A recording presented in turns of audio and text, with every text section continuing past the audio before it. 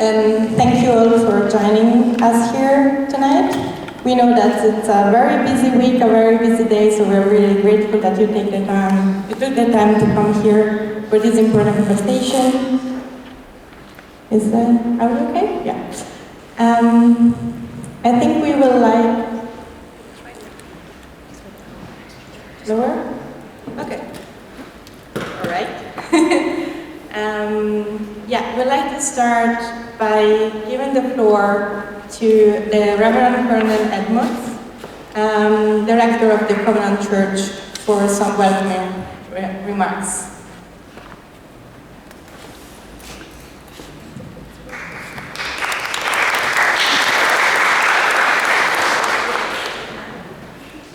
Okay, now I'm not going to say anything. I've already gotten applause. It can only go down from there. But good evening and welcome to the Church of the Covenant. I've been given a few minutes to offer introductory remarks and an opening prayer. Just first, logistical things. There is a ladies' room that's one flight up, a men's room that's one flight down. So if you need to use the restrooms, just go there. Logistically, we have a few of our volunteers here, Jim Zook, Michael Pilato, Sheila, and the other in the room, so if you have any questions, you can see them. You are sitting in the second oldest building on 42nd Street, and this is a precursor, if you will, of the United Nations. And I like to believe a projection forward of what are some of the core values. And the core values go much deeper than the ushering in of peace and the sustaining of that. But it has to begin with the recognition of those who sit at the margins and are in the most vulnerable place. This church came about because there was a marginalized community here. This area was one of the poorest areas of Manhattan, populated principally by German, Italian, and Irish immigrants, many of whom had served in the Second World War. The church did a mission plant, and this became the mission plant. And so it was about projecting love, but love in such a way that most times what you put up was 4 walls and a tin roof. And the people who began that mission designed this to be the most finely appointed church in all of New York. And it remains that in many ways. For the poorest of the city, the stained glass, the architectural features are not seen in many places in the world today. The columns you see are cast iron and structural. That's what's holding up the roof. You will rarely see that anywhere in the interior of a building, possibly nowhere else. Mainly it's on the exterior. And all of what you see in the lattice work is cast iron. It is all functional and purposeful. And so this was designed to be a functional and purposeful ministry and location, and we try to carry that forward to this day. It was designed by the same architect who designed the Museum of Natural History and the original New York Opera House. So you can get some appreciation from the acoustics of the room.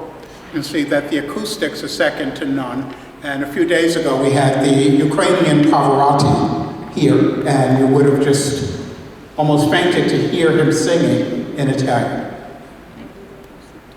We opened and dedicated this place on December 24th, 1871.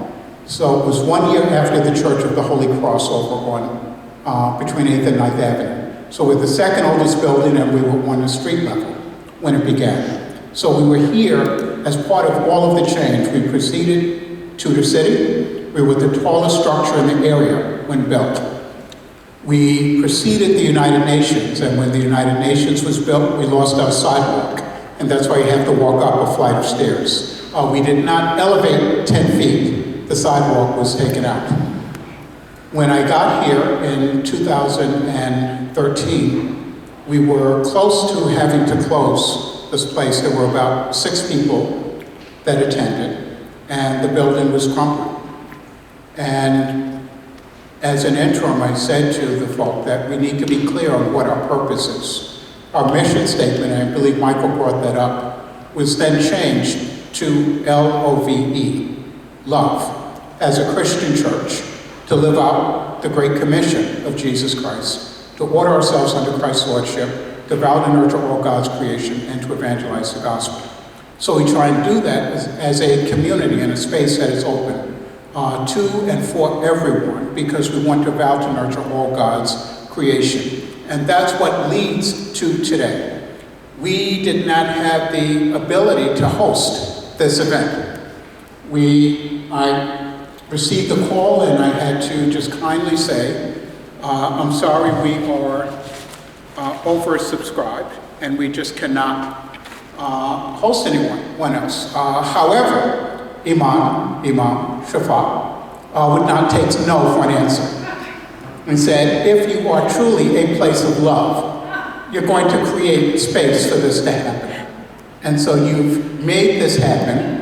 We have a much longer story, and I'd be happy to share that story with you, but I'm not going to bother you with that anymore. And I will just offer words of prayer to invoke this time together to the people in the room and to the people around the world. Let us pray as you pray to whomever it is that you receive as your divine. And if you are an atheist, then I invite you to lean into that as well. Let us pray. Holy and eternal God, Lord, we come into your midst to do and continue the work of the divine. Lord God, you did not create us into religion, but created us to love. And so tonight it will be an act of love where people from different faiths are drawn together to usher that in. And one of the things that we can do to show our love for the world is to bring a halt to the nuclear proliferation that holds this world hostage, that threatens this world, to the weapons of mass destruction that bring about mass death or slow death. One death at a time is one too many. And so, Lord God, I ask your blessings upon this gathering as they hear from people and take what they hear to the United Nations.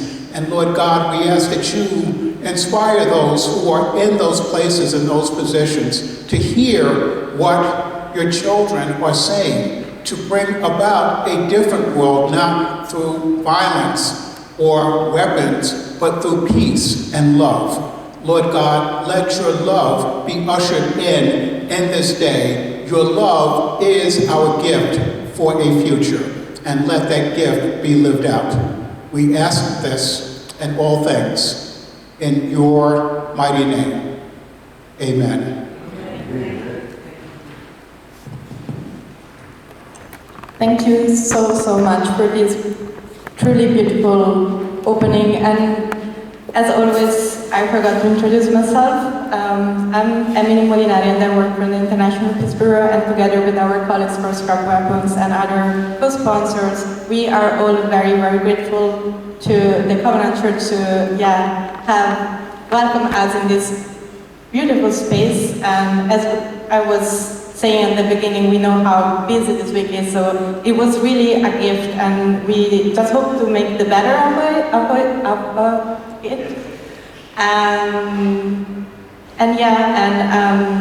So let's try to make this event meaningful for everybody.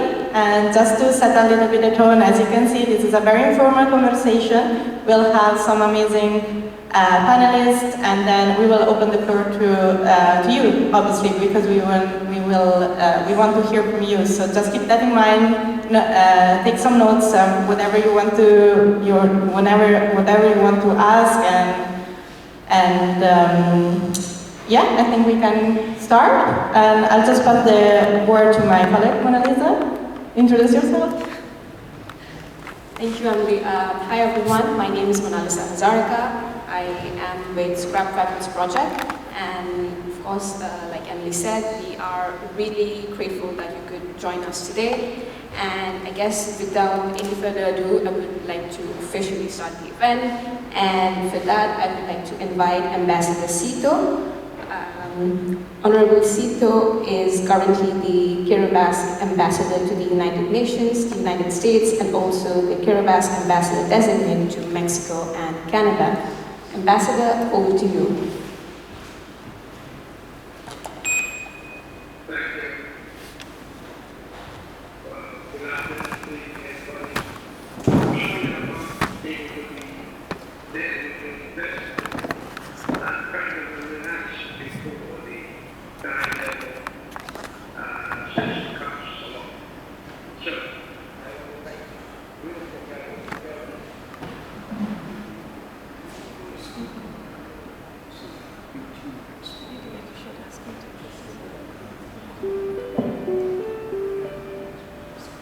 I'm so sorry, Ambassador, to interrupt you, but I think we are having some logistical issues. So sorry, but could you wait a minute that we are trying to see where's the issue?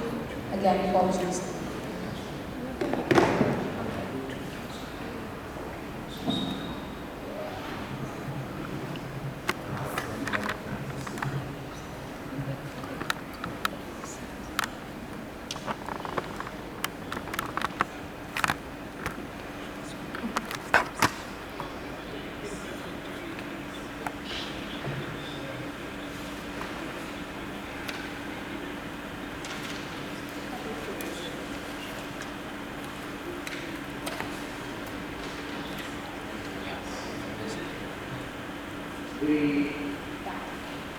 The need for a special session on this argument number 4. Last year, we were pleased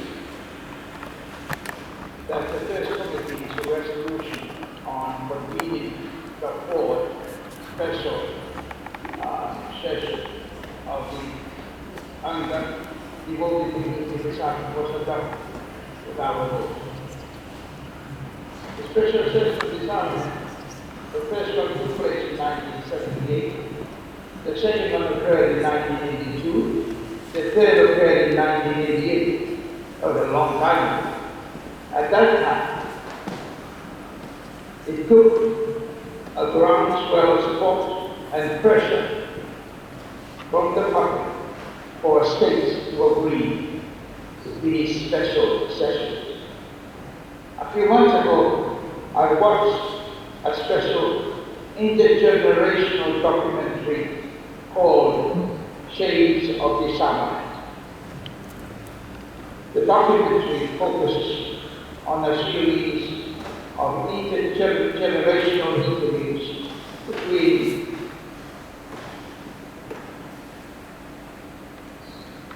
young people and the organizers of the 1982 March and Rally for Nuclear Disarmament, which was organized under this second session on disarmament.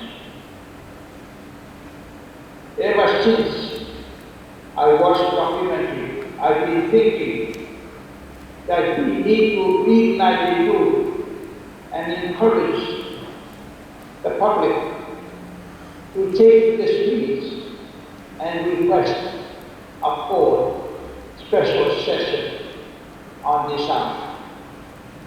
There are many complicated issues related to nuclear weapons, including nuclear justice for the victims of nuclear weapons, that we need to address in a special session on disarmament. We must work together.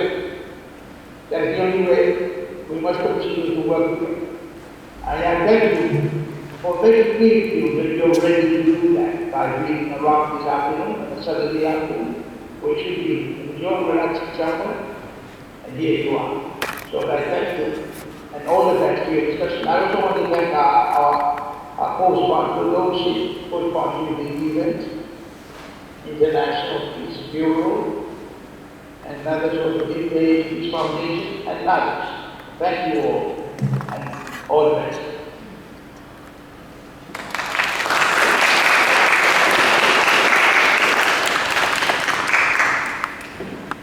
Thank you so much, Ambassador.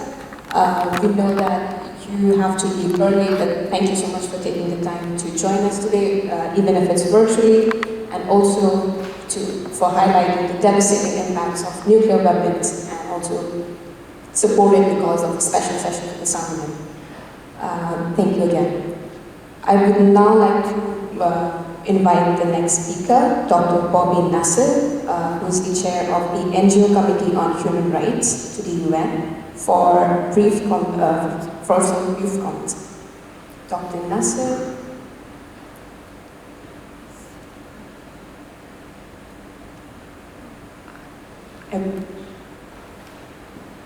Is he joining us online or? She was here. She was here.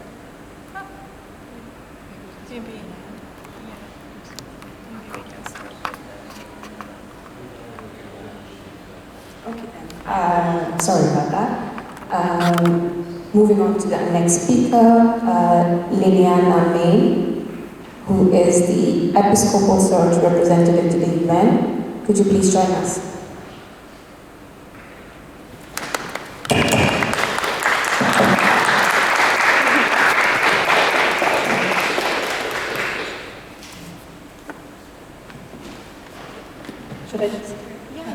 Hello everyone, Lillian May from the Episcopal Church.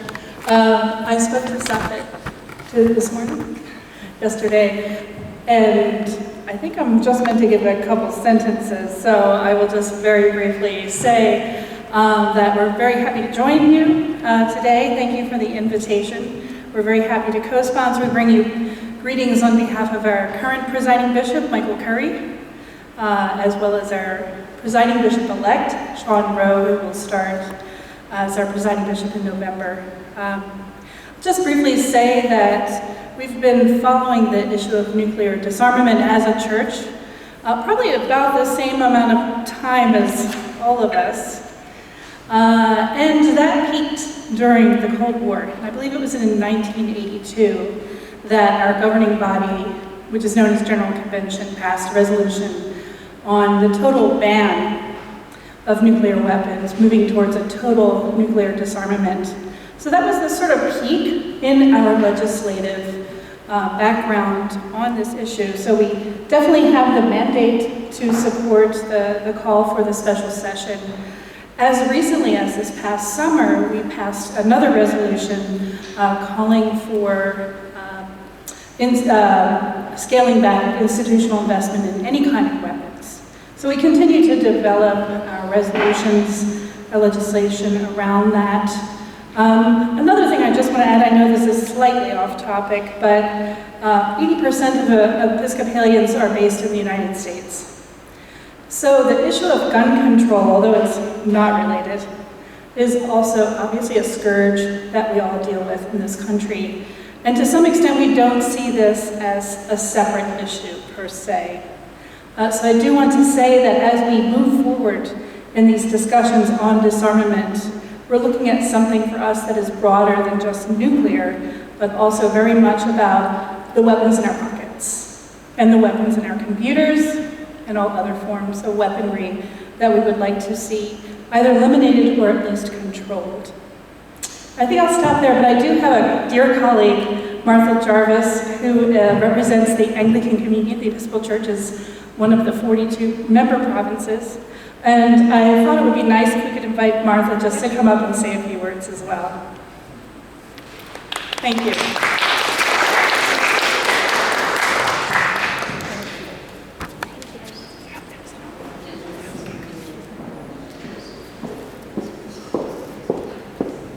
Thanks so much, and I'll just be very, very brief. Fantastic to see this panel and the important topic that you're covering today.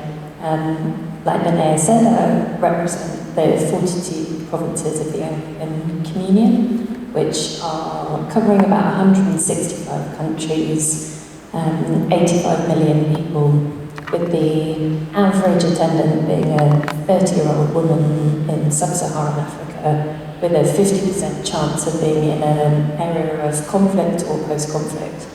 So a lot of the topics that you're dealing with are really close to the heart of our churches, and the priority that the Archbishop of Canterbury has given to reconciliation. And he's spoken multiple times, either in the UK government or at the UN, about the discrepancy in funding that is channeled towards weapons and that is channeled towards peacemaking. And he's a huge advocate of investing more in peacemaking so that we can transform the root causes of some of what we're looking at today. So thank you for having me. Thank you, Linnea, putting me on the spot. But great to be here.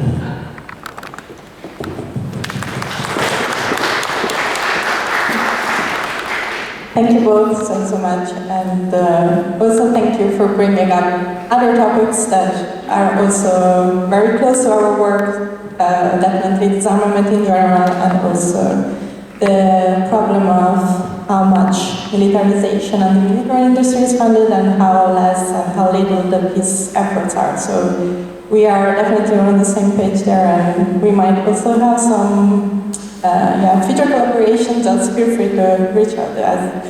Thank you again for bringing those topics up.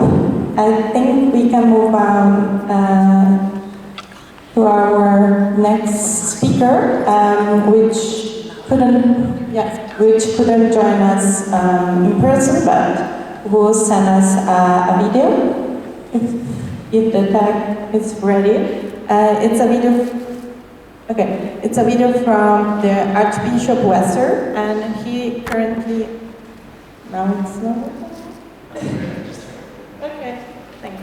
He currently serves in the Archdiocese of Santa Fe, New Mexico, of the Roman Catholic Church, and he is the lead of nuclear proliferation issues of the U.S. Council of Catholic Bishops. And I think whenever we are ready, we can show his video. Hello, my name is John Wester, and I'm the Catholic Archbishop of the Archdiocese of Santa Fe, New Mexico. I want to thank the sponsors of this hybrid event, Reversing the Doomsday Clock, Nuclear Disarmament, and the need for a fourth special session on disarmament. I'm very humbled to be invited. I see the list of sponsors: Kiribati, International Peace Bureau, Scrap Weapons, Nuclear Age Peace Foundation, Parliament of World Religions, Justice for All, Agora, Mexico, Reverse the Trend, Rosa, Luxembourg, Stiftung, and the Episcopal Church. I hope my small sharing will be helpful to you, and thank you for this important work of working toward multilateral, verifiable nuclear disarmament. Early on in my priesthood, back in the mid-70s, late 70s, I started to teach at a Catholic high school, and I asked my pupils one time, everybody knows where they were when John Kennedy was assassinated. Where were you? And once they said, Father Wester, we weren't alive yet. I said, oh, it was kind of a rude awakening for me, as I was only in my late 20s then. It's a little bit harder to ask people where were they during the Cuban Missile Crisis. The Cuban Missile Crisis, of course, took about 13 days, from October 16th to October 28, 1962. But I do remember very vividly, I was 12 years old, and I remember walking home, and there was a plane overhead, and we were wondering, my friends and I, if it was a Russian plane, and if we were going to be bombed by the Russians. And literally 2 blocks away from us, toward the ocean, were the Nike missile sites. We heard about them. And I don't think I realized at the time that they had nuclear warheads in them. Those Nike missile sites were intended to be a last desperate act of defense if any H-bomb carrying Soviet warplanes got through our initial defenses. Of course, since that crisis, we know that in late 1991, the Soviet Union dissolved with its component republics, and it seemed like nuclear weapons just faded in the midst of time. But then in 2017, I went to Japan, and 2 bishop friends and I went there for a 2-week vacation, and in the course of the vacation, we went to Hiroshima and Nagasaki. And it was quite I would say, a very touching and deeply moving experience for me.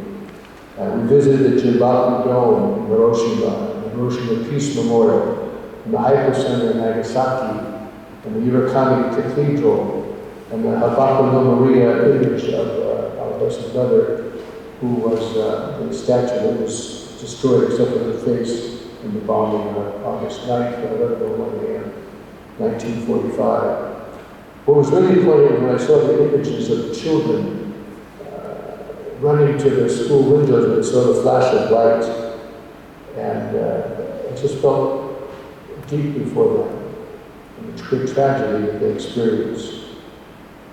I returned home and I was taking friends to in Santa Fe, to Los Alamos, of course, it is in our archdiocese of Santa Fe. And I was taking them to the New Mexico History Museum, where they have a great display on the Manhattan Project.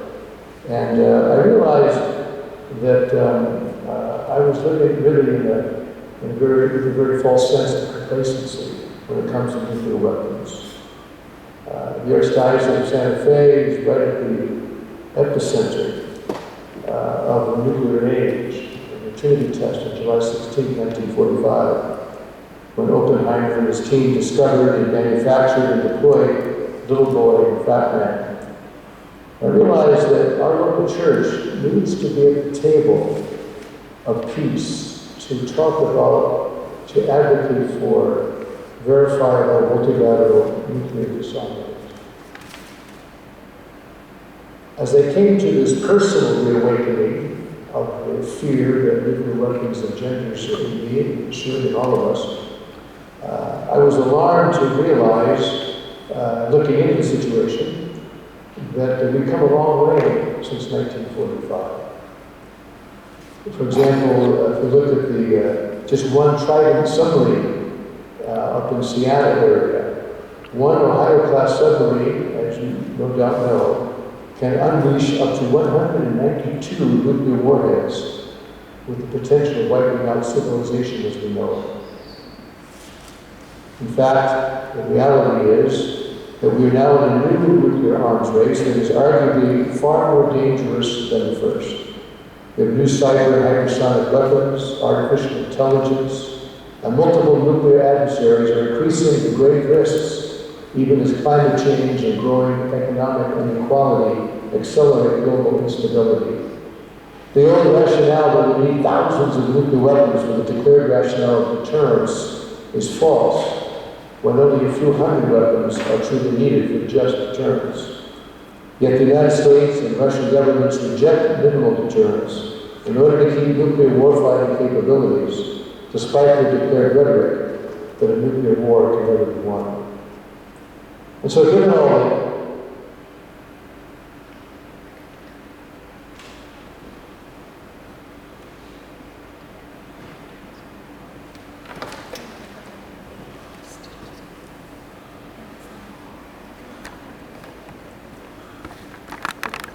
Is it working?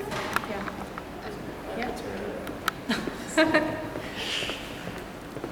Thanks, Sean, for the troubleshooting. Thank you. So now before we go to our panelists that are sitting here with us, we would like to invite a special guest that is gonna break a little bit the speeches and warm up a little bit the atmosphere with some songs. So I would like to call here the Raging Grannies that will sing some, I think, a couple of songs.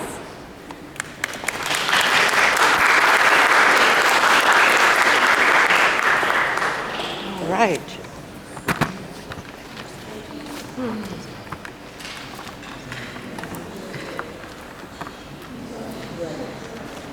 We are the Raging Grannies, and we have many issues that we sing about.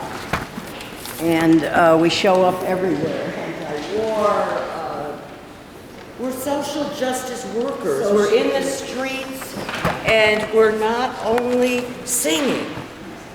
We get arrested, and we bring attention, and we cause trouble. And we're very unhappy with the UN and with the watered down resolutions. And we're very unhappy, and yet it's not stopping us. And we're encouraging young people to join us every day in our actions and in our work.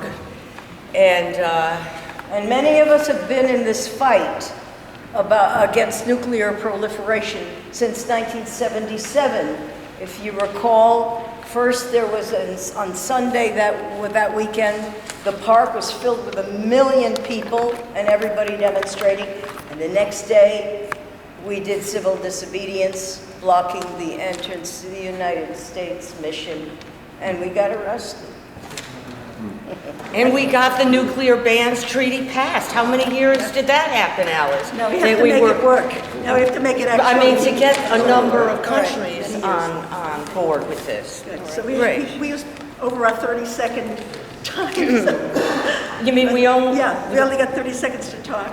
All right. Oh, okay. And it started in 1987 by the Victoria Raging Grannies, who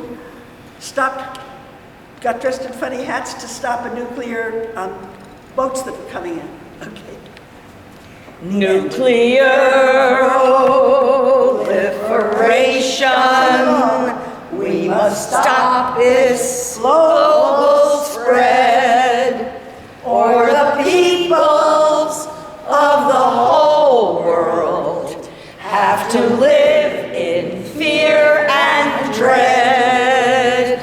We must all tell all the nations we cannot have nuclear war. Peace and justice, common safety, that is what we're marching for. We must destroy atomic weapons now. We must make them disappear.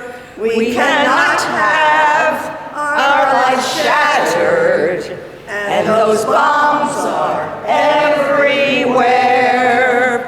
There's a nuclear weapons ban treaty binding internationally. Obey the law, eliminate them, sign on and join the sanity. All right. Thank you. One more short one? Yes. Okay, we're going to do the Kings Bay Plowshares to honor the people who spent a lot of jail time, people from the Catholic workers, in 2018. Is that all right? Yes. Okay. You want to start us? Ready? On April 4th, 2018, Kings Bay Plowshare 7 went to Georgia, inspired by Dr. King. They took bold action. This land must be weapons free. At the U.S. Naval Base, they brought a message with blood and hammers and signs and singing that makes us transformed a universe of peace. Universe. This land must be weapons free. They were in danger. That did not stop them. Arrest and prison. They're only stronger. Their inspirations will help us shout out. This land must be nuke weapons free. 69 nations signed the UN Treaty on the prohibition of nuclear weapons. This nuclear ban week, we cheer them loudly. This land must be nuke weapons free. This world is our world, now in great danger. We must transform it for living beings. So join the struggle to save our planet. This world must be nuke weapons free.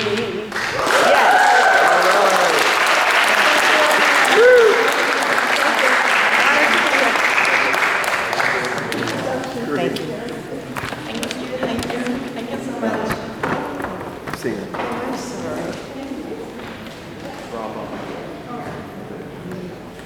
Good. I think now we can officially open. Okay. We can officially open our panel. I just would like to mention that IPB from the beginning was always present and tried to support the creation of the special session on disarmament already in the past. And that's why we are also trying to do the same now, and we are very grateful of this partnership with Scrap Weapons, because we really believe that it's time to call for a fourth special session more now than ever. And we cannot forget that we can actually change something if we can come together, and I think this evening is a beautiful manifestation of that, because I don't know how many organizations we are here, but we are all calling for the same thing, and I think this is what IPB in general, but all the movements have tried to do over the past years to try to come together and make our voice being heard. So thank you again for being with us here today, and please don't forget what we are trying to do and keep supporting us in any way you can. And maybe we can briefly mention again our co-sponsors. Yeah. Thank you, Emily. I will very quickly, of course, our panelists have to speak. Of course, on behalf of Scrap Weapons and IPB, I would really like to extend our heartfelt thanks to all our co-sponsors, the Mission of Kiribati, Nuclear HP's Foundation, NAPF, Parliament of the World's Religion, Agora Mexico, Reverse the Trend, RTT, Justice for All, Rosa Luxemburg Stifel, New York, the Episcopal Church, the NGO Committee on Human Rights to the UN, the NGO Committee on Disarmament, Peace and Security, the Committee of Religious NGOs to the UN. But also a special shout out to my colleagues, Jorge, Emily, and Imam Safed, who have been working in the background for so many months for this event to happen. So thank you so much for being our backbone in the US, while we were all working remotely from so many different countries. But back to you, Emily. Thank you. Thank you. Thank you. I'd like to introduce our first speaker, Dr. Kuzumita Pedersen. She's Professor Emerita of Religious Studies at the San Francisco College and Chair of the Interfaith Center of New York. She's also a member of the Climate Action Task Force of the Parliament of the World's Religions and of the Climate Working Group of the Committee of Religious NGOs at the United Nations. Thank you so much for being with us.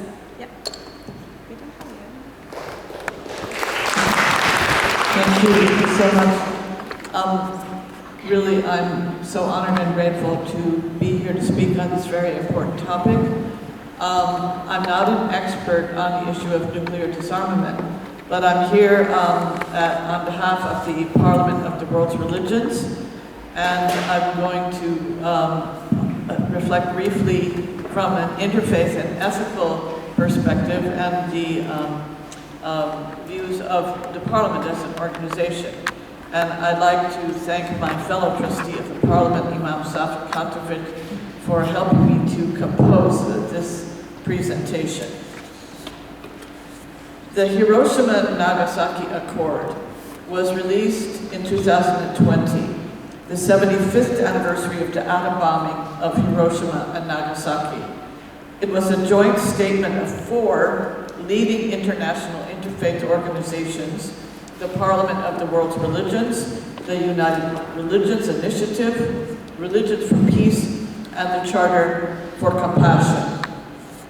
The Accord says, August 6, 1945, was the first day in human history when one country targeted an atomic bomb on the people of another country.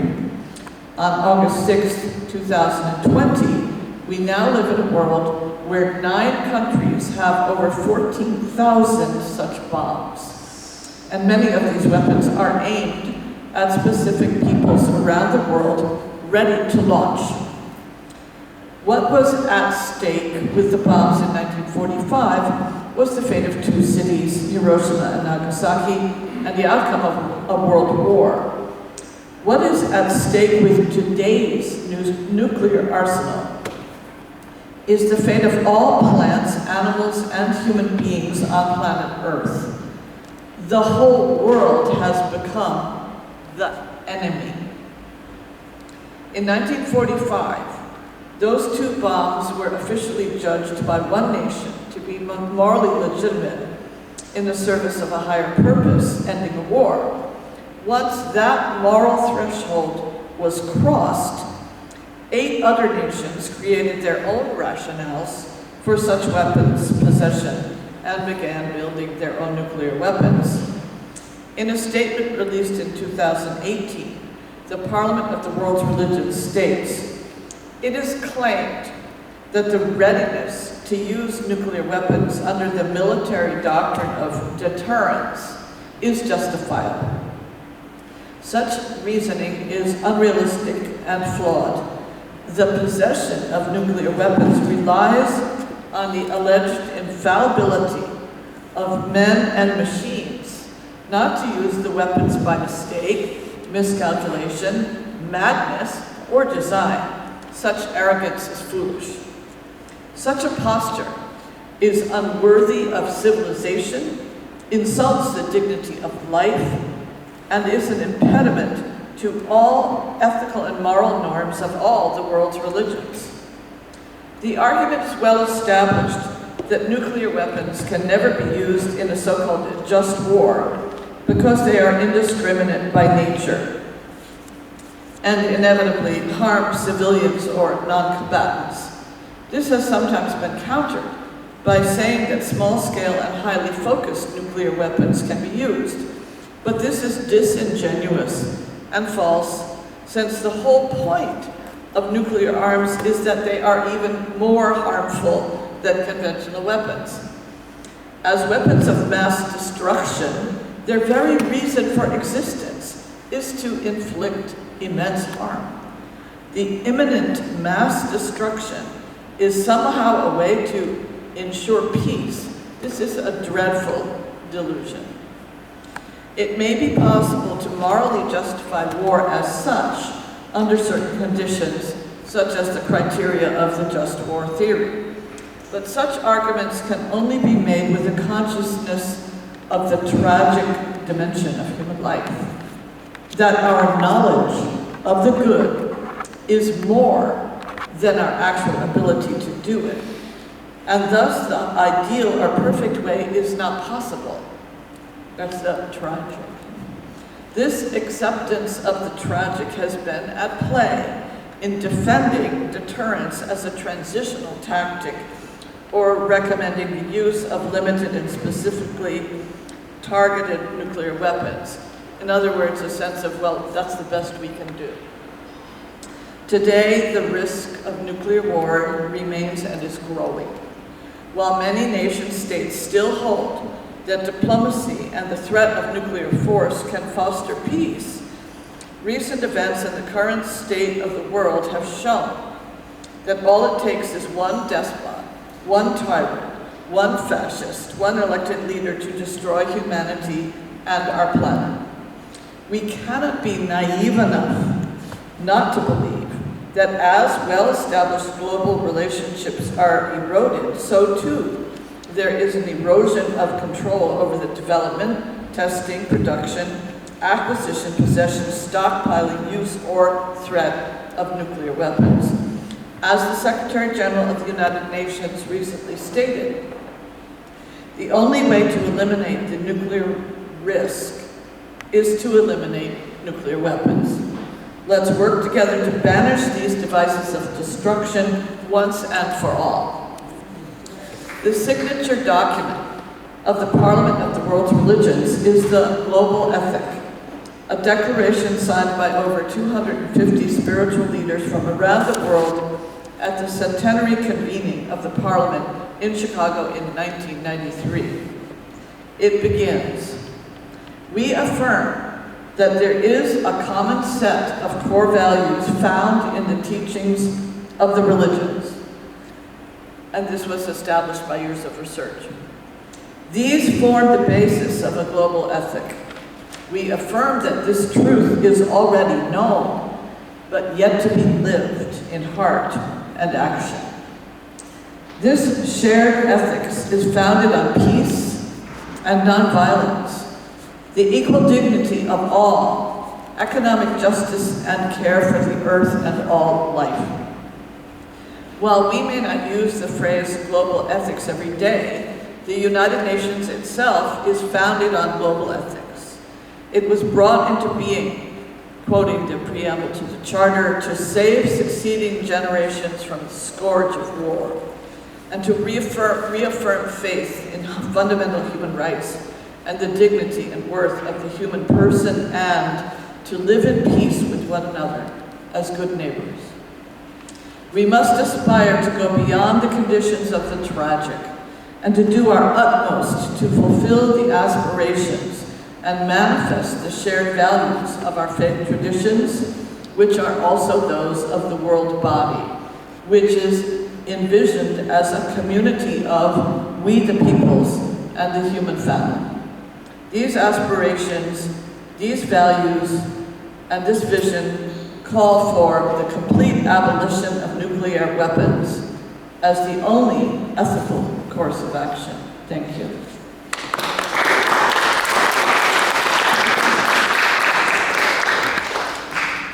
Thank you, Dr. Peterson, for your very inspiring remarks.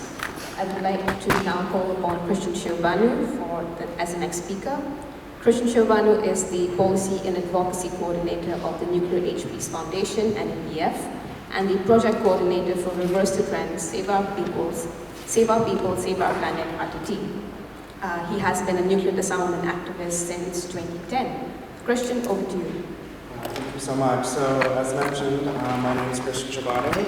So I'm actually the Policy and Advocacy Director of the Nuclear Age Peace Foundation, which is ECOSOC accredited non-governmental organization.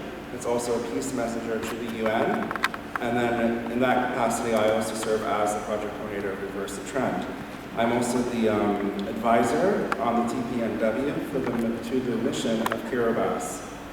And in this capacity, I cover all multilateral discussions related to nuclear disarmament and disarmament in general for the mission, as well as the working group on victim assistance, environmental remediation, international cooperation and assistance of the TPNW that Kiribati co-chairs with Kazakhstan.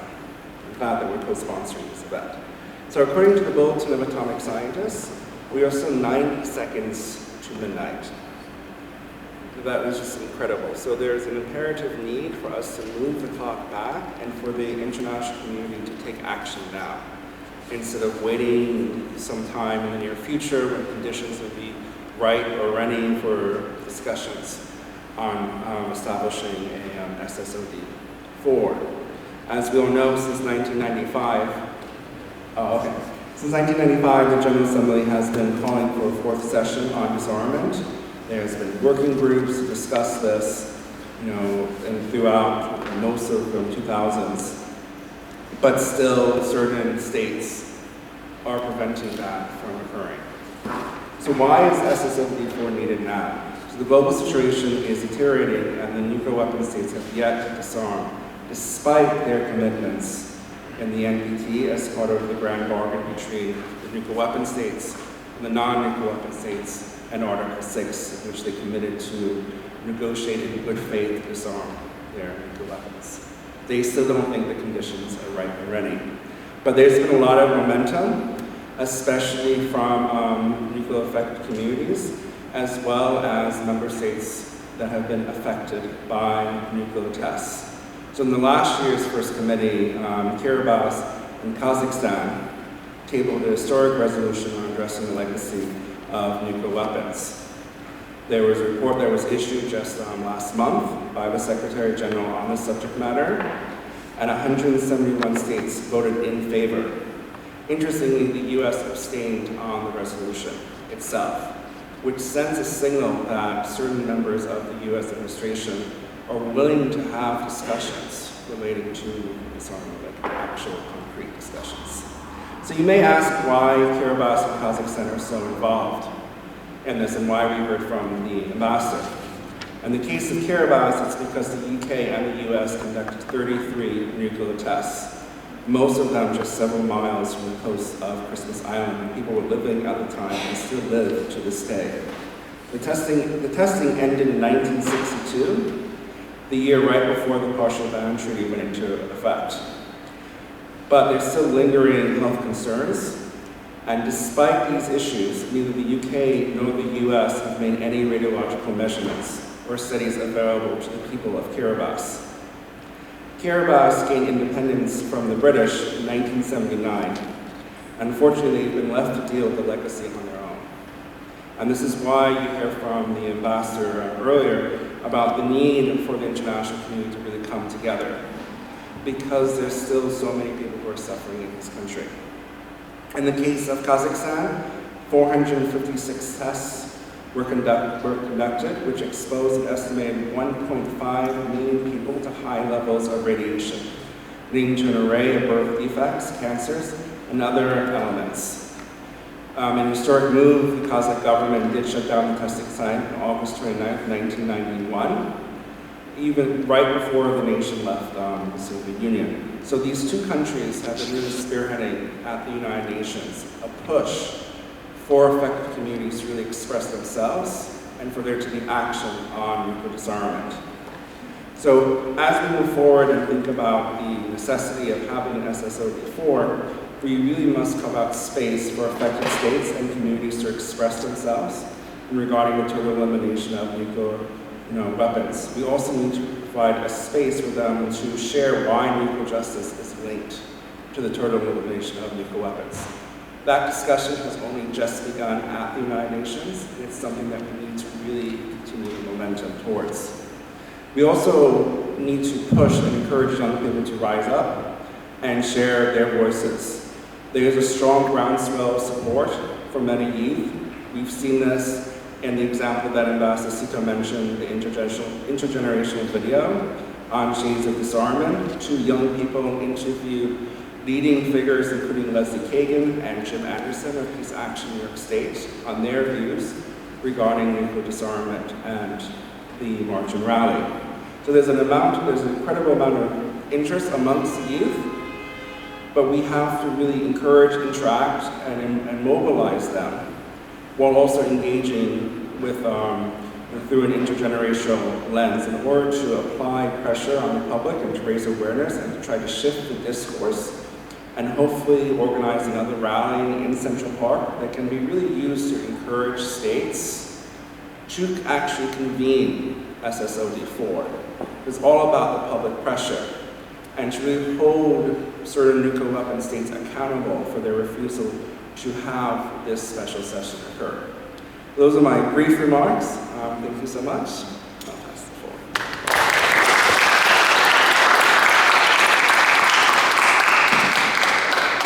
Thank you, Christian, so much for illustrating the importance that this topic has for Kiribati and Kazakhstan, and specifically also to call an action against the international community, and to show what role we can actually play. I think this is very important that we keep that in mind. I would like now to turn the floor over to Zara. Zara Kapazi is consultant for scrap weapons, as we were saying. It's a project housed at the SOAS University of London, which advocates for general and complete disarmament. And she's also a researcher on the United Nations War Crimes Commission. Thanks, Zara.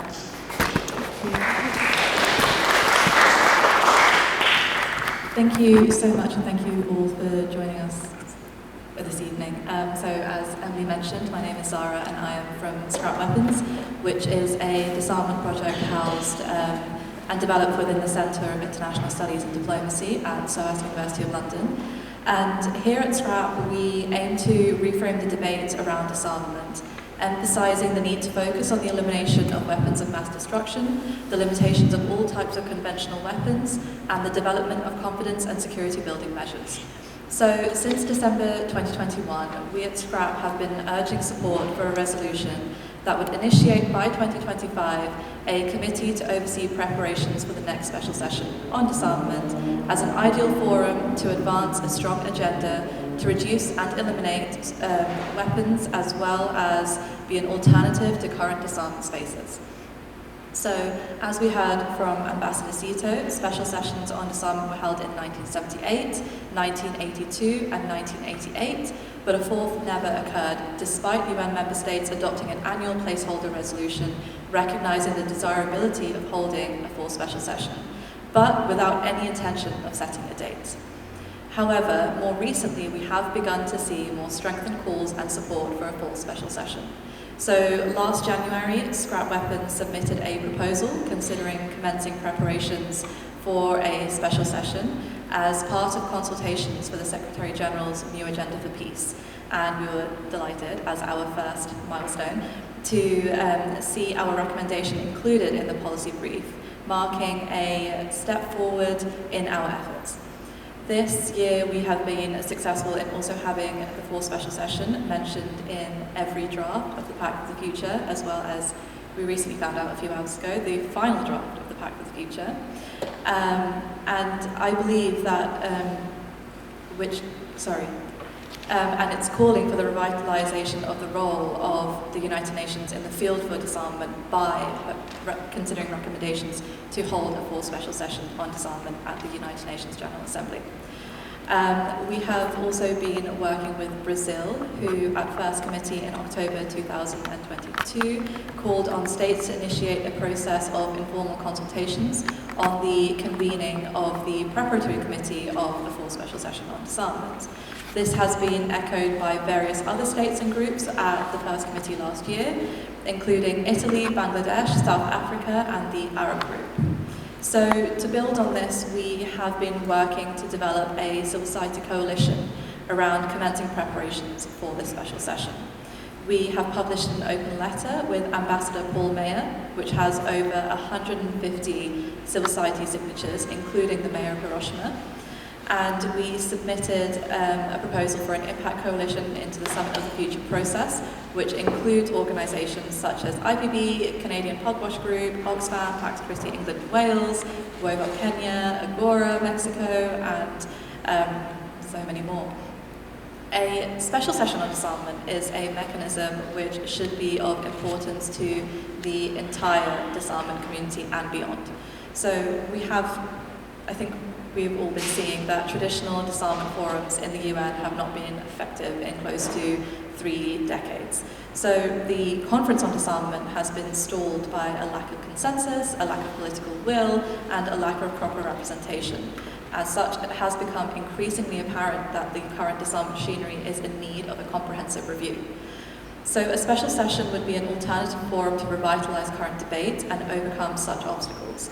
As a mechanism of the General Assembly, decision-making would not need to operate under the rule of consensus, the issue of representation will also be overcome, and it would not be limited to a single agenda.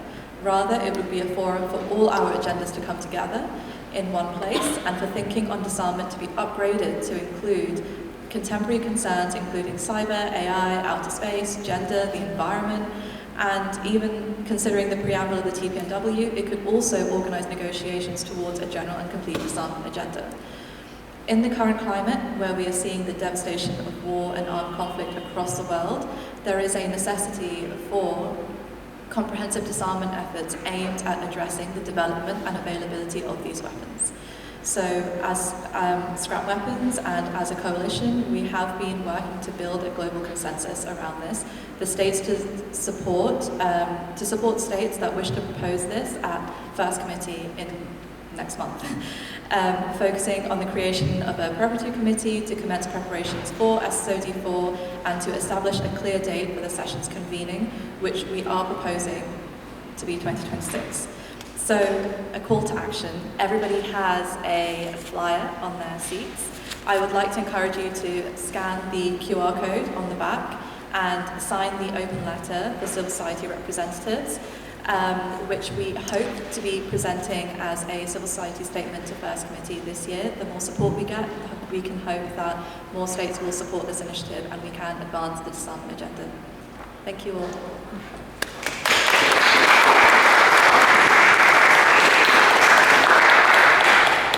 Thank you, Sarah. I think that was very helpful for everybody to understand a little bit better the work that is behind this call. And the event today is not the beginning nor the end. It's part of the process. So, yeah, remember to sign the letter. And I think we can go on with our next speaker, which is Chloe. Chloe Mulwater is the staff officer of the Global Campaign on Military Spending, GCOMS, promoted by IPB. She holds a PhD in social sciences with a thesis focus precisely on military expenditure and its impact on peace and armed conflicts. Thank you, Emily. Good evening, everyone. It's a privilege to participate today in this conversation on our fourth special session on disarmament. As the coordinator of the GCOMS campaign, I am here to draw attention to the pressing issue of global military expenditure and its impacts on peace and security. So in 2023, the world recorded its highest ever military spending, $2.44 trillion. This marks the ninth consecutive year of rising military budgets with a significant 6.8% increase from 2022. And this surge is largely driven by ongoing conflicts such as the wars in Ukraine and Gaza and escalating geopolitical tensions worldwide.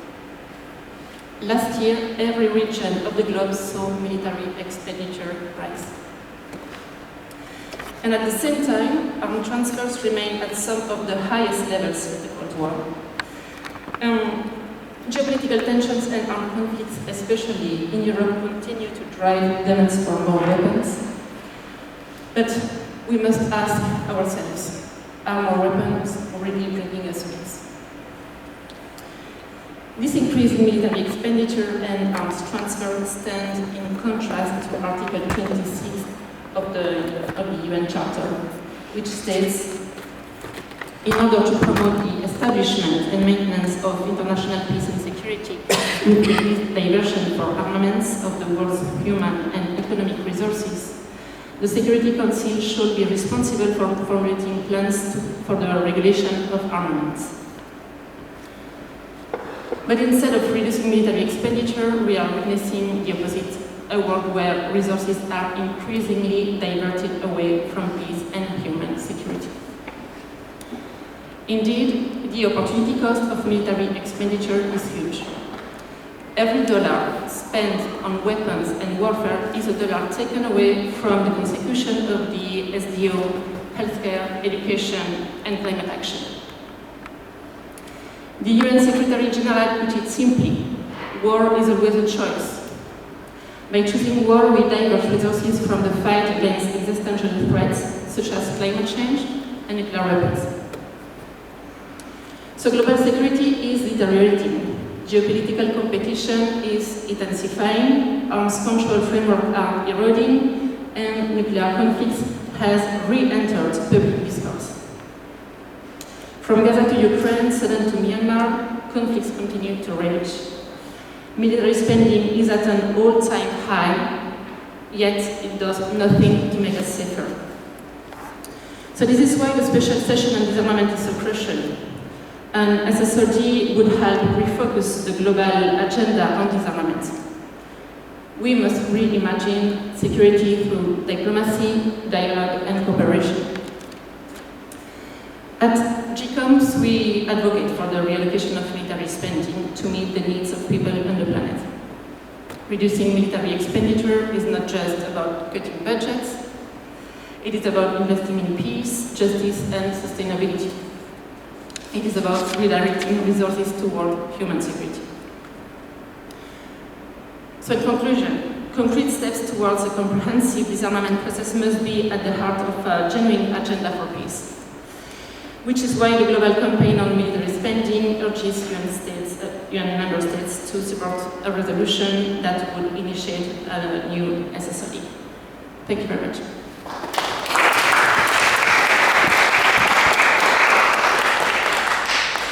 Thank you, Chloe, for your remarks and also giving us a glimpse of what GCOMS does. We really appreciate it.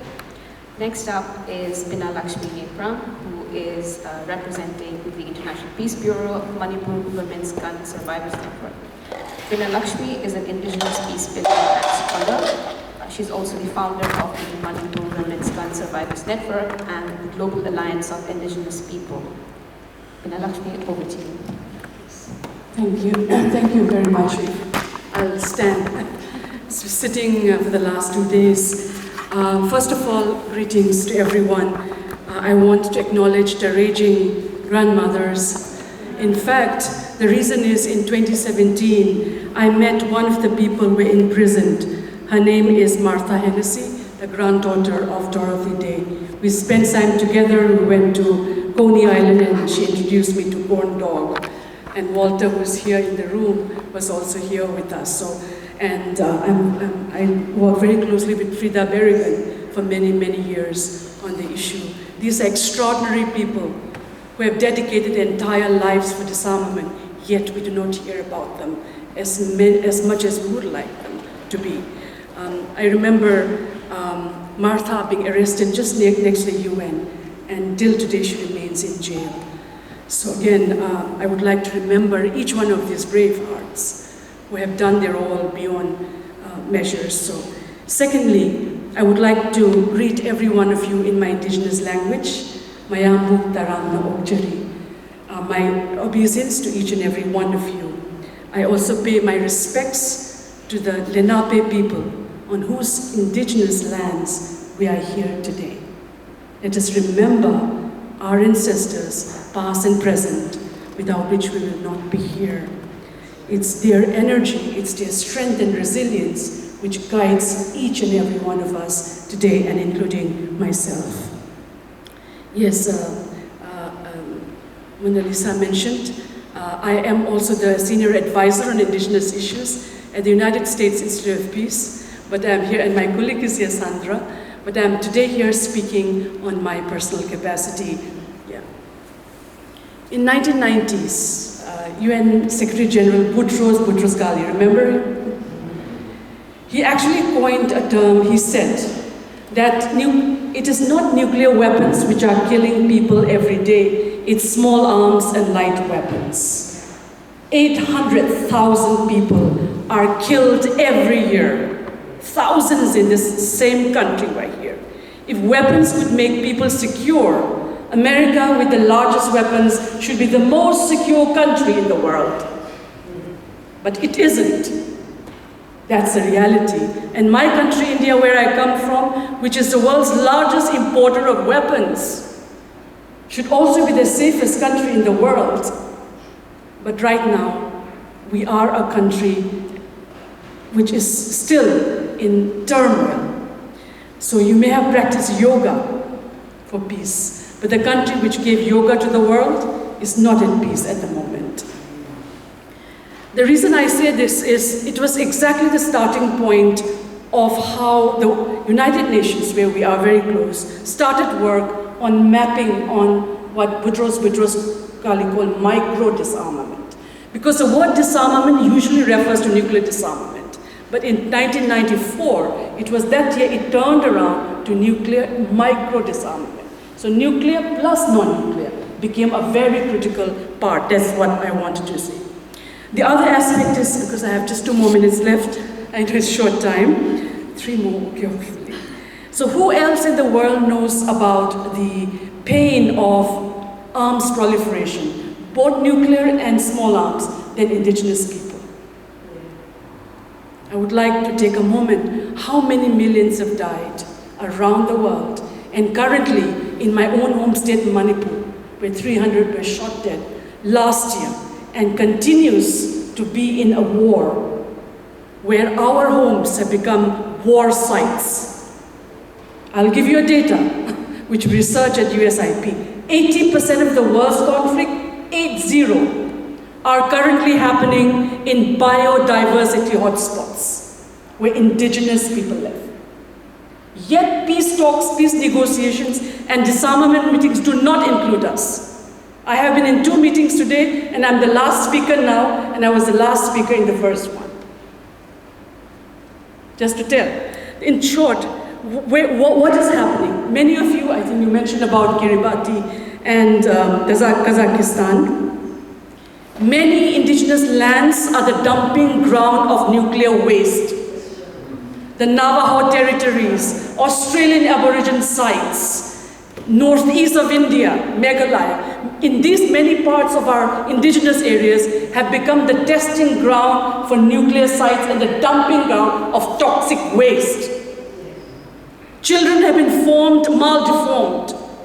That's why in 2019 I was at Columbia University with hundreds of thousands of indigenous people, and we have coined the term environmental violence, which is now adopted by the UN, to talk about this special way in which indigenous lands have been disproportionately become sites of environmental violence by states and multinational corporations. This is something that I want us, all of us, to remember. The other thing, we talked about Ukraine, we talk about what's happening in Middle East, but there are 106 other conflicts, 107 conflicts in the world, and 117 million currently displaced. So these are the different things as we remember. Please do not just remember the wars which are in your television sets. There are wars which you don't even know and hear about. These are called world's forgotten crises. I come from one such war zone.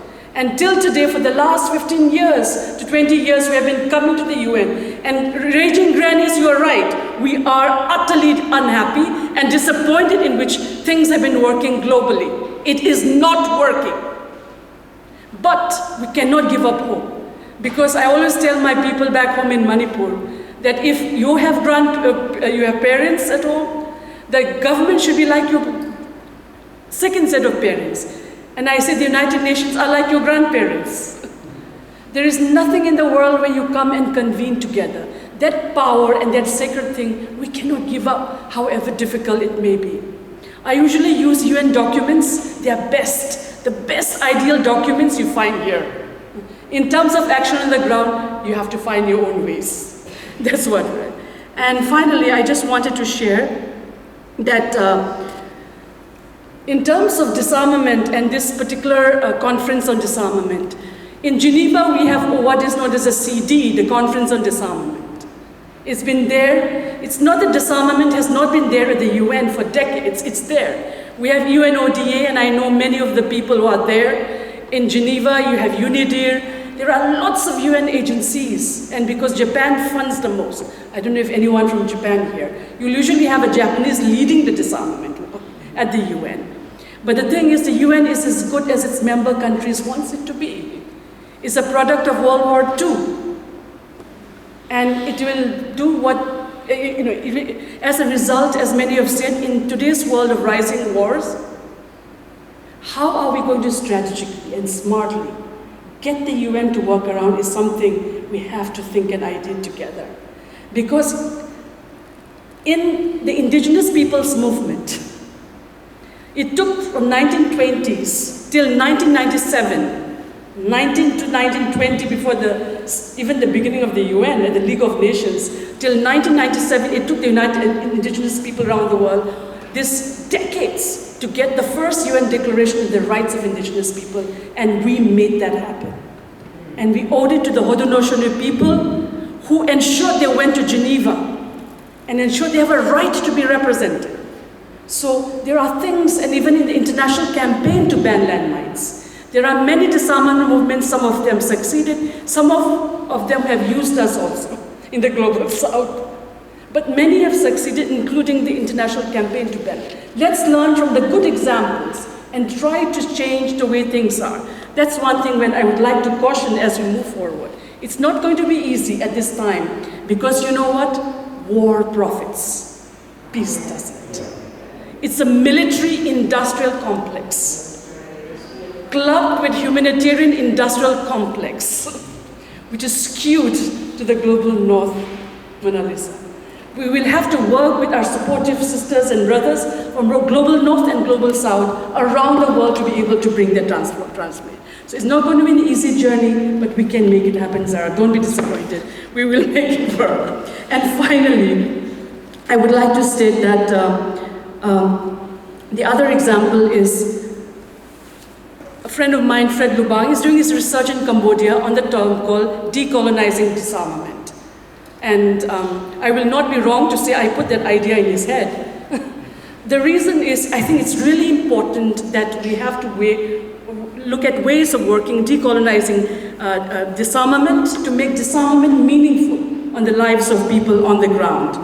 The Summit of the Future is a very critical element, and I'm so glad that at least certain languages is there. But I think, as one of our participants said, of the 2 trillion amount, Chloe said, of military expenditure, if you get 10% out of that, you can actually reduce poverty in the world. By 2030 was what we said 10 years ago.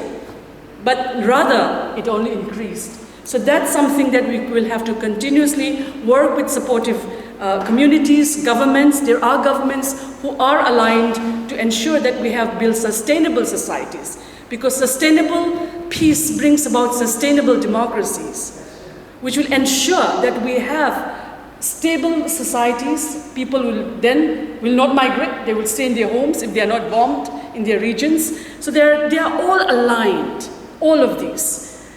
And finally, our call is, please include indigenous people, put them in the heart of what you're doing on disarmament. Number 2, put survivors at the heart of what we do. We started the Manipur Women Gun Survivors Network. I'm a scholar by training, but we can become professors or academicians based on our research, but what happens to people on ground zero?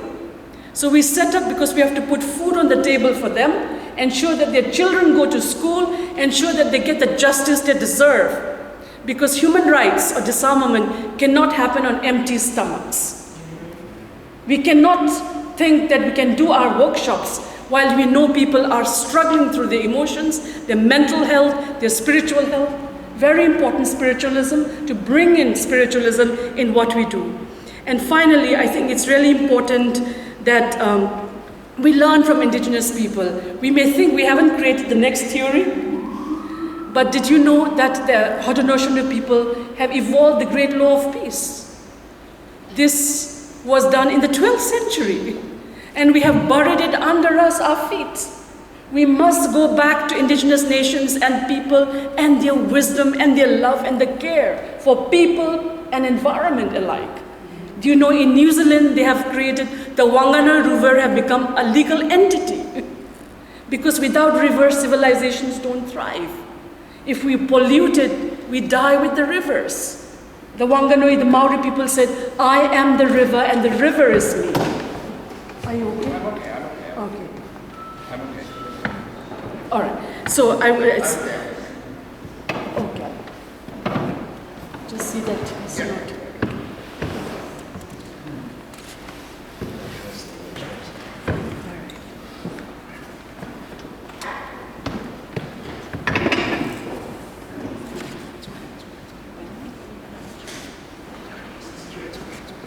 Okay, are you okay now? Did my speech unsettle you? Okay, all right. So with these words, I will just end so that I don't shake anyone off again. So I want to thank everyone, and to be able to say, to find the peace within as we do this work, because this peace and disarmament work is not easy. You will be threatened, you will be questioned. I have gone through 20 years of this struggle, believing in peace and disarmament, threatened state, by non-state, but yet we have continued to stay resilient to know that this work is so important. So please take care of yourselves as you do this work. As I said, peace and disarmament is not a project, it's a commitment of a lifetime, and just like the Raging Grannies have shown us, our mothers in Manipur have also shown, in northeast of India have shown us what it takes decades and decades of work to be able to bring that change that we wish to see, and we will bring that change. Intergeneration, working intergenerationally, learning from one another, and keeping that faith that peace is our pathway, not war. Only a few engineer war. If they can engineer war, we can engineer peace and disarmament. Thank you.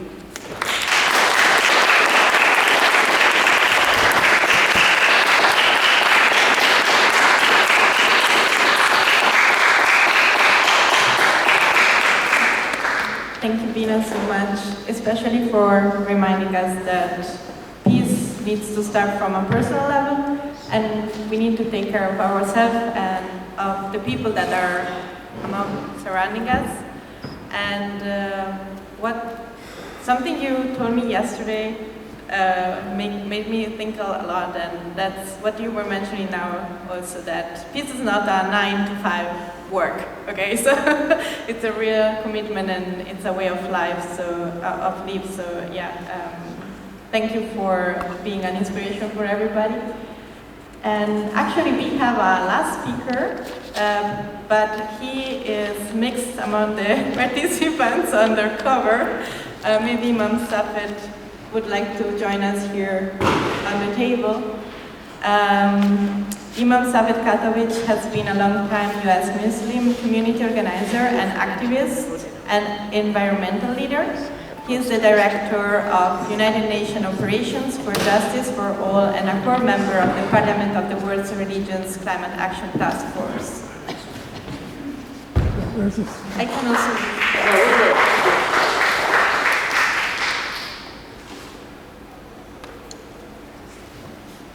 Thank you. No, there's nothing else to say. I'm good. Yeah? I have a preacher's voice and a teacher's voice. Combine the two together, you get PT. Physical therapy, right? Okay.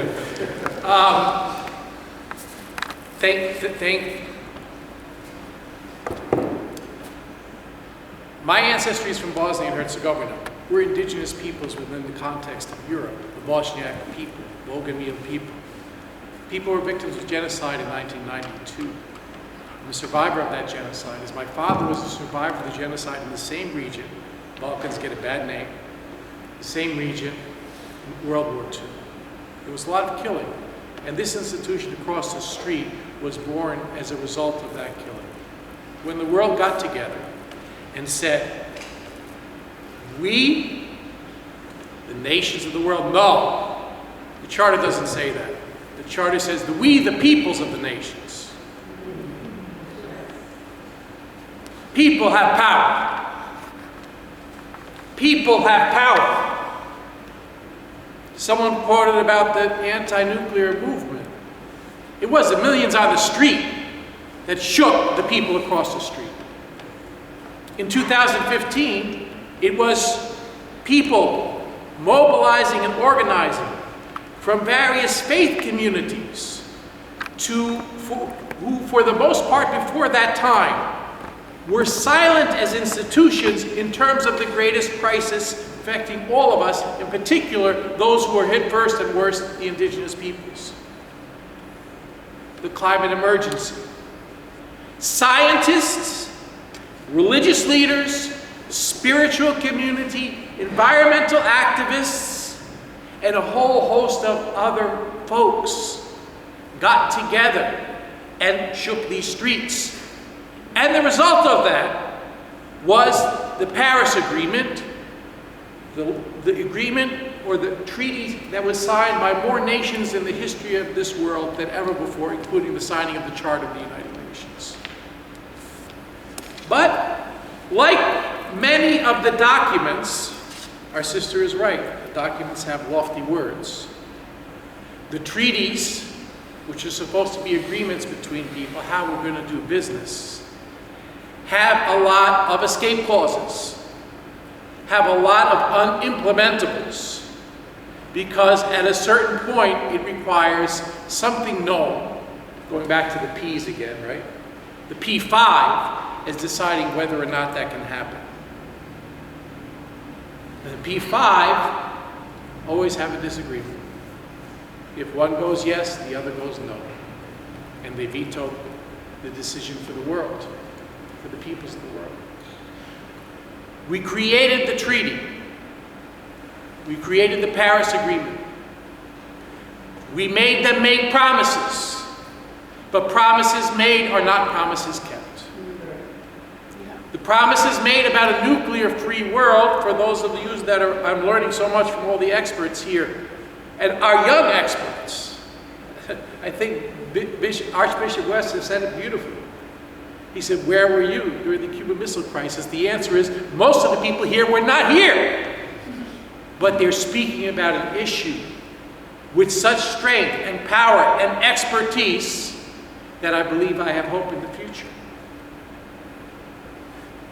But the old folks, ones with white hair, sorry for the ones with white hair on the table.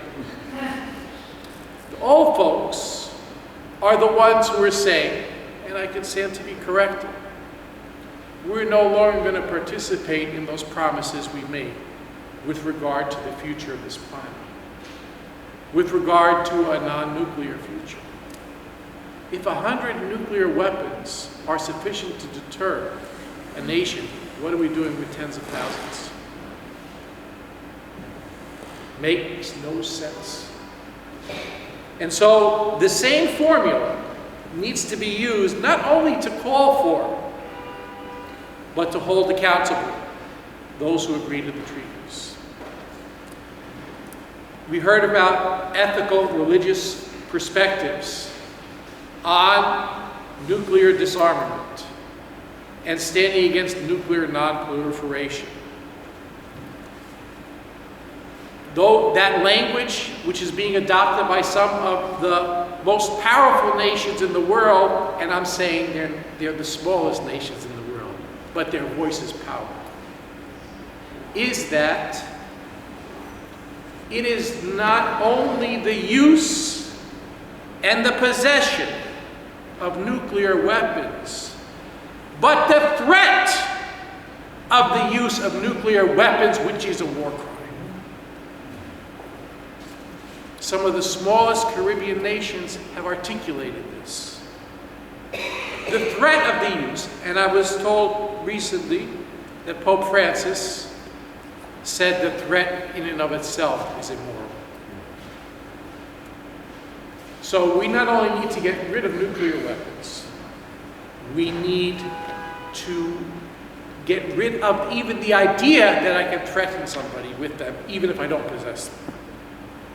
Unfortunately, the real life practice of nations is, going back to the colonialist statement, decolonization, is that if you have them, we'll leave you alone.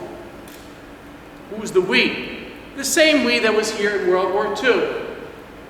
The same we that was responsible for colonization. The same we that was responsible not only outside of Europe, but within Europe, in my ancestral Bosnia and Herzegovina, for genocide. The same we. That we can be no more a barrier and an obstacle to moving forward. We, the peoples of the world, we are the ones who need to assert and hold our nations accountable. There is a mechanism at the United Nations to allow people to return to the promises they made and have stepped away from with regard to nuclear non-proliferation. The conversations have to begin, but a date needs to be set, hard and fast, and I think that's one of the items we're calling for. No more dragging feet, no more delays. This needs to be done yesterday. And so, as the peoples of the world, we have the power, we have the ability, we need to stay the course. And we have a mechanism that is placed before us, requiring us to sign on as individuals and organizations and institutions to make that call, to put that pressure, to listen to the strongest nations of the world, which are the nations that are the smallest nations of the world, with the greatest heart, the greatest moral compass in this time of incredible chaos. We need to also remember the linkages. It is so critical, it was mentioned here several times, between the conventional and the nuclear. It's the same set of folks that profit from the nuclear, that profit from the conventional. They say that they make profit off of war. They make wars in order to make profit. Wars are manufactured so that profits may be made. And they're manufactured by those who do not represent the people. Those who do not represent you and me. And so my plea is not one based upon the sciences, the expertise. We have heard that here tonight.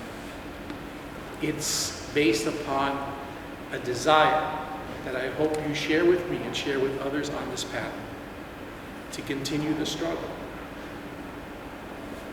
From the raging grandmas, listen, to the raging teenagers and the raging millennials, to the raging yet unborn, we need to make the change. And you guys, I have hope, because only a couple of us have gray hair at this table. You guys don't. You weren't around when JFK was there. You weren't around at the Cuban Missile Crisis. But you're taking on this issue in a very powerful way. And so I have hope for the future. We helped to screw it up a little bit, your future, but it's not over yet. Changes can and will be made. This is called actually the Summit of the Future, right? This whole big convening here. And you're the future. And last, one of my heroes is Shirley Chisholm. For those of you who don't know her, our Reverend knows her, right? Our sister Shirley Chisholm. Shirley Chisholm, you know her, right? Yes. For those who don't know her, she's famous for many things. She was our African-American sister. She was a raging granny and a raging, proud African-American woman and a raging woman, and the list goes on. But she had one of these phrases amongst her many wise phrases. She said, if you're not at the table, you're on the menu. But she continued, because other people have made that same phrase. They made the same phrase. So if you're not at the table, you're on the menu. But when you come to the table, like for example, this table that we had here, there were 9 chairs. That means there's 9 seats. So if you're number 10, you ain't got a seat, to put it in the American vernacular. You ain't got a seat. She said, that's all right. Bring your folding chair. Bring your folding chair and make yourself at the table. Don't wait around for old guys like me, and it's mostly guys, to figure out what your future is. You don't have to wait for us. I appreciate your professionalism and your diplomacy, but sometimes become a raging granny before you're a granny. It's okay. It's un-British, I'm sorry, but it's okay. It's okay. God bless you. Thank you all for coming together. I don't have anything else to say. Please, we have more people in the other room. Please help yourself. And let's sign the document. And let's get this stage set. And let's make sure that the real experts are at the table. Thank you.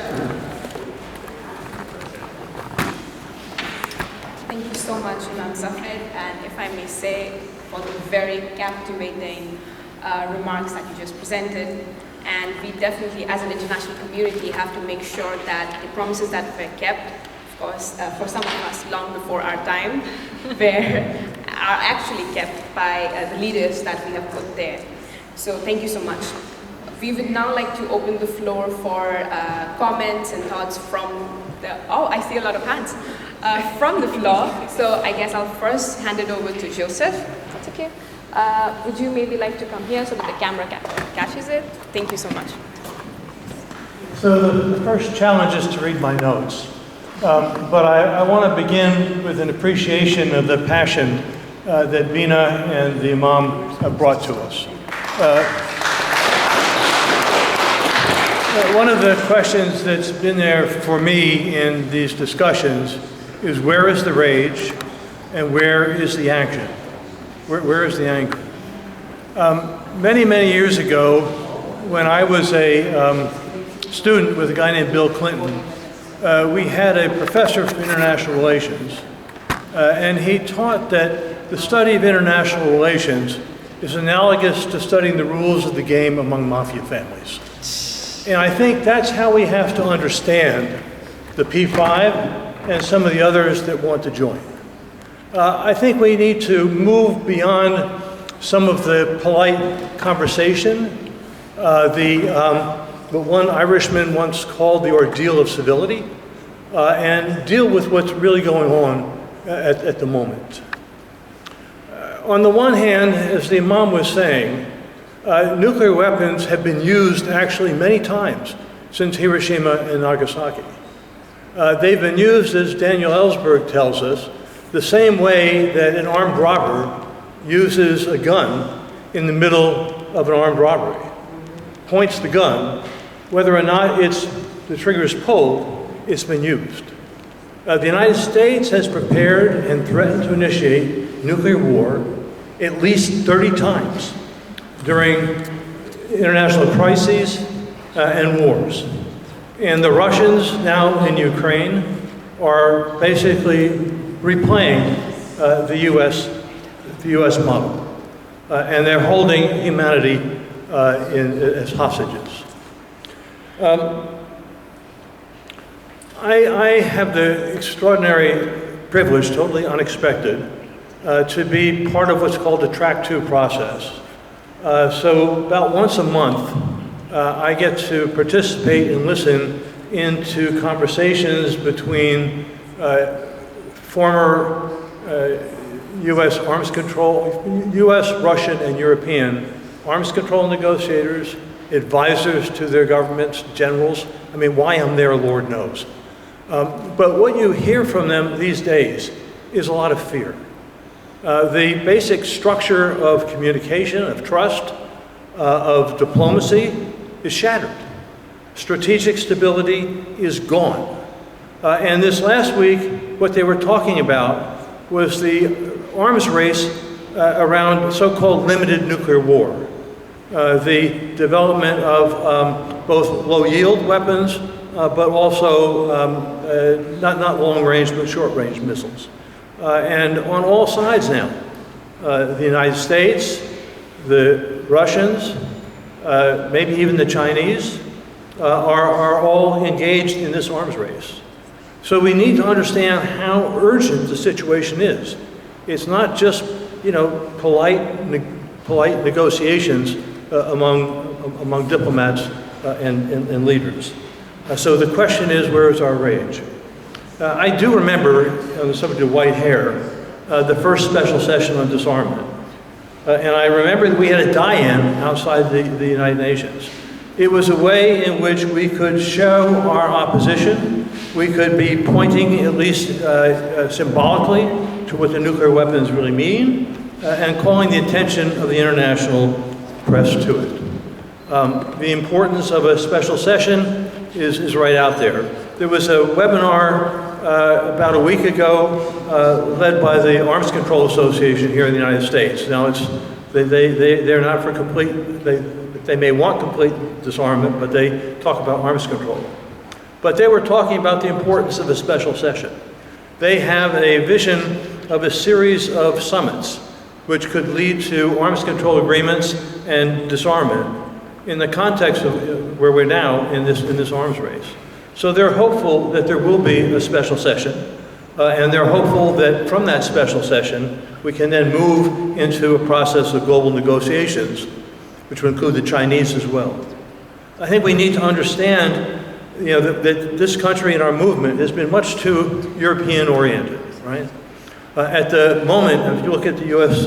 security strategy, it's all about containing China. If you look at the alliances that the Biden administration has created, it's about surrounding, isolating China. Well, guess what? The Chinese aren't happy with that.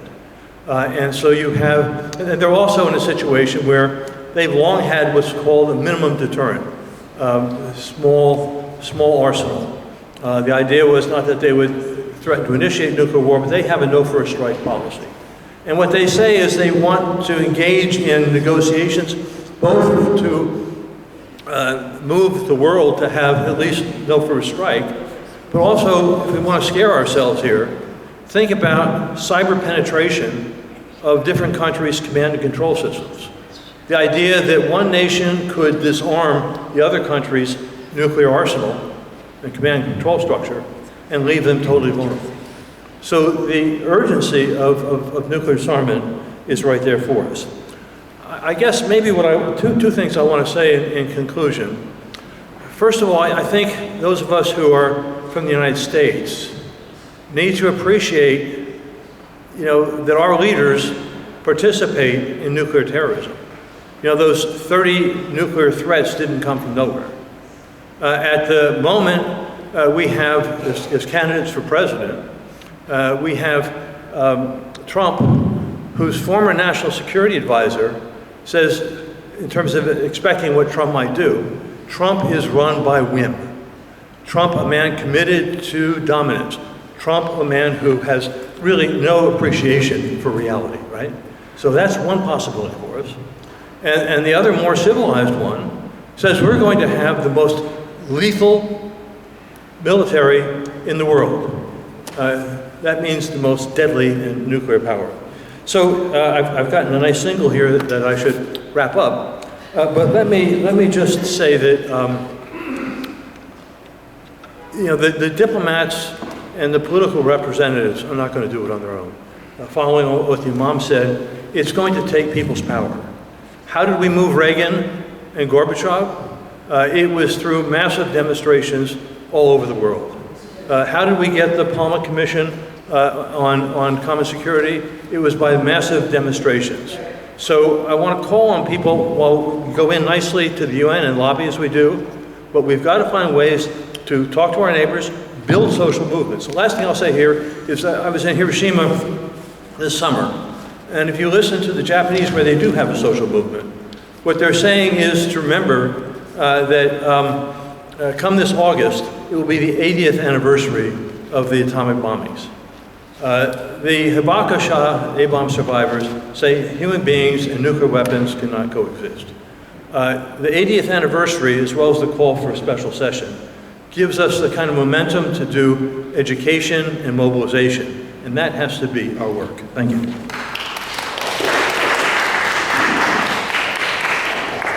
Thank you, Joseph, so much. I'm sorry, because I know we are running a little late here, and we were supposed to finish now, but I am wondering if it's okay to take just 10 more minutes, maybe to collect a couple of brief remarks or questions, and then we'll just rush up cleaning the room, so please, yeah. I have a personal request that everyone do in this room. When you get home, open your devices. One email to Biden and one email to Harris. Stop sending weaponry all over the world. Stop nuclear proliferation. Stop using fossil fuels. Just stop. Just demand it in your emails to those two people. Thank you.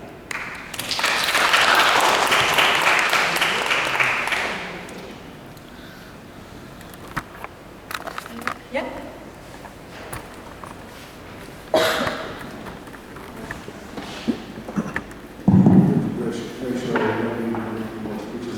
I'm profoundly grateful that we're looking at pushing for a UN special session in Summer 4 and so forth. The three previous sessions had a profound effect on the world and on me personally.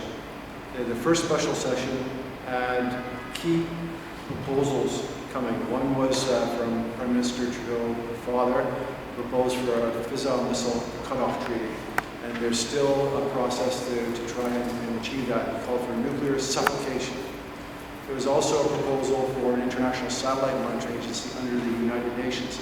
And that eventually came to pass with the UN getting access to satellite data it could use for helping stop wars and helping verify disarmament and other things. The second special session was a major mobilization of the civil society movement. I happened to be one of the million people, like just one little person, but it was such a profound impact to march from UN headquarters to Central Park. And that demonstration helped mobilize the nuclear freeze movement, which resulted in nuclear arms control treaties in the 1980s that unfortunately they're crumbling now, but that was a big step forward. Yep. And then in 1988, the UN was so generous that they gave NGOs the opportunity to speak, and I had the opportunity to speak to the General Assembly. My career has gone down ever since, but we were able to have a voice at the United Nations, and there were 4 Soviet generals sitting in the seats, in the Soviet seat at the UN. And Gorbachev was borrowing ideas from the peace movement in his proposals. Later on, his Deputy Foreign Minister Vladimir Petrovsky told us that. And that was one key way that the peace movement could have an influence, was by participating and contributing ideas. And so I welcome UNSOD 4. I wish you Godspeed in all your efforts, and I can see that we're in capable hands for this lobbying movement for the world to be able to do yet another step forward in nuclear disarmament, because we've had so many steps backward since.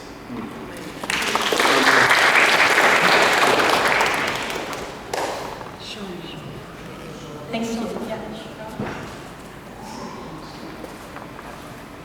I know we're all tired. It's been a long day here. There is still more food you can grab on your way out for sure. Just a few short comments before we wrap up, and maybe there's 1 or 2 more comments. But from what I have just to mention, on one hand, the overlap of militarization and climate change and the destruction of the environment. I think it's very important to mention these facts. On one hand, there's recent reports that show that 5.5% of all greenhouse gas emissions on a global scale come from military use, and that's just an estimate because we don't have reported figures from most governments around the world. This could be even more, and we also know, of course, as the climate gets hotter, the situation gets worse, as the environment is destroyed, conflicts become more likely as a result. So we need to disarm to avoid climate change, otherwise all the other efforts will not be enough on their own. So to mention that, to mention also the new emerging technologies that are coming out with AI finding its way more and more into every aspect of military strategy, including the use of autonomous weapon systems, cyber attacks, cyber security, which could be targeting command and control centers, early detection centers for nuclear weapons, and could even indirectly, without any nuclear attack, lead to a country thinking that a nuclear weapon is incoming and therefore respond in order, launching us into a nuclear war. Very important to mention those as well. And of course, right now, we see with the standstill in the P5 and beyond that countries are saying now is not the time to talk about disarmament. There's wars going on. I think everyone in this room will agree, actually, now is the time we need to talk about disarmament. We cannot wait until the situation is better to talk about it. And then finally, just to say, of course, it's been mentioned a lot here that we need to be out on the streets again. We need to build coalitions and partnerships with other sectors, other organizations. Disarmament and peace work is inextricably linked to food security, to economic justice issues, to social issues of all sorts. And these coalitions are so important that we work together for this. So out of the session we have today, as an official side event to the United Nations Summit of the Future, we will also be taking everything that we've discussed here today and submitting a report to the UN. And I hope this will raise some alarm bells among certain actors in certain states in the UN context, that if they do not act on this, then there is going to be some trouble, as civil society will rise up once again and demand that action be taken. Thank you. Good trouble. Yes, good trouble. Thank you, Sean. Any other final comments? Yeah. That's one thing to say. The president and the vice president want to crack. They could do it on the White House lawn. Yeah. If they want to build a nuclear reactor, they could do it on the White House lawn. Nowhere else. Crack is whack. Okay, I think we have a question for the raging grannies. Yeah? Where do you get your rage from?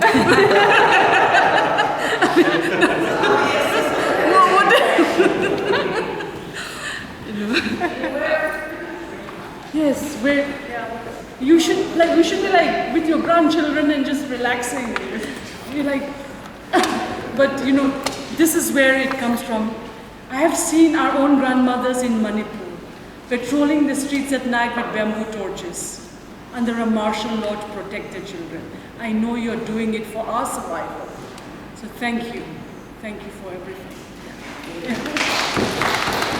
And our good Reverend Edmonds, our host tonight. Close us out. Request, first,